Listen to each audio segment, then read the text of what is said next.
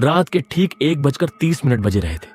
तेज बारिश हो रही थी और चारों तरफ सन्नाटा था। शेखर अपनी टैक्सी लेकर नेशनल हाईवे के एक पुराने सुनसान पुल से गुजर रहा था।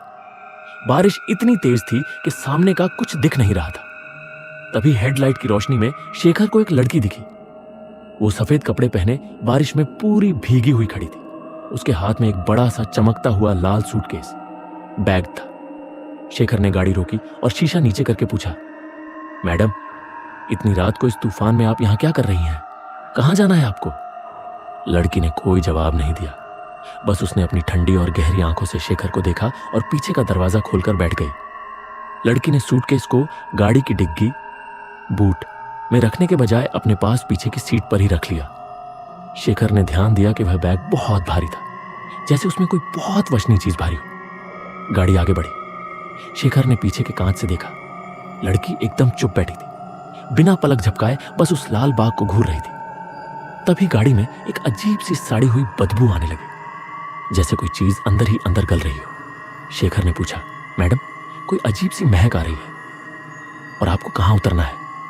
लड़की ने धीरे से एक सुनसान भूत खंडहर के पास इशारा किया और कहा, वहां।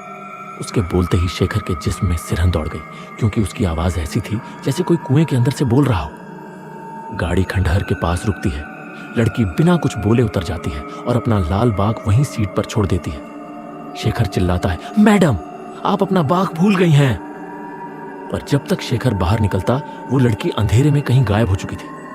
शेखर डरता डरता पीछे की सीट पर जाता है। उस लाल बाग से अब धीरे धीरे खून रिसकर सीट पर गिर रहा था। शेखर के हाथ पैर कांपने लगते हैं। वो हिम्मत करके जैसे ही सूटकेस की जिप खोलता है, उसकी चींख निकल जाती है। उस बैग के अंदर किसी कपड़े की जगह एक इंसान की फटी लाश ठूंसी हुई थी। और सबसे खौफनाक बात, वो लाश किसी और की नहीं बल्कि उसी लड़की की थी जो अभी गाड़ी में बैठी थी।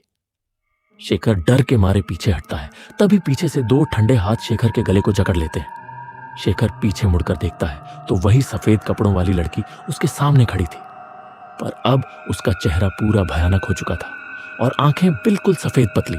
वो रोटी हुई आवाज में चिल्लाती है, मेरा कत्ल इसी सूटकेस में बंद करके किया गया था। अब तुम भी मेरे साथ चलोगे। अगली सुबह पुलिस को हाईवे के पास वो टैक्सी मिलती है। टैक्सी बिल्कुल खाली होती है, पर पीछे की सीट पर वही लाल सूटकेस रखा होता है। और इस बार उस सूटकेस के अंदर एक नहीं बल्कि दो लाशें होती हैं, एक उस लड़की की और दूसरी शेखर की। आपको यह बिल्कुल ओरिजिनल